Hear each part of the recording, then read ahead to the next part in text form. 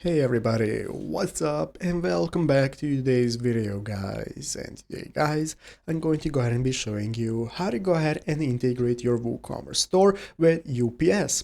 This is a very simple thing to do, so make sure to watch this quick and easy video till the very end, follow my steps correctly so you can make sure that this works the same for you and you can do this yourself.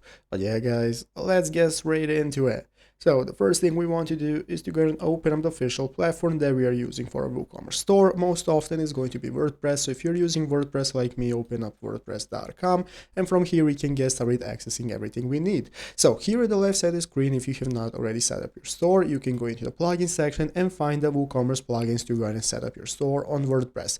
Once you've done that, now we can get started integrating it with UPS. We're going to go to the official WooCommerce website right here at woocommerce.com and open up the extensions tab at the top of the screen. From the extensions tab, we can now go and take a look at this extension marketplace from where we can find all the extensions we can use, and we are going to use this search bar right here and search for UPS.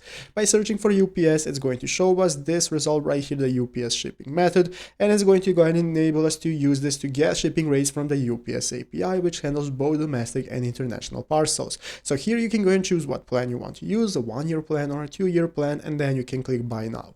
Once you buy the extension, you can go ahead and open it up and follow the steps that's going to go ahead and provide you how to go ahead and connect this method right here and this extension with your plugins on WordPress directly, and just like that you are going to go ahead and be able to directly integrate your WooCommerce store from here with this extension. So I hope this video was helpful. If it was, make sure to leave a like, subscribe to the channel. So thanks for watching, take care and bye.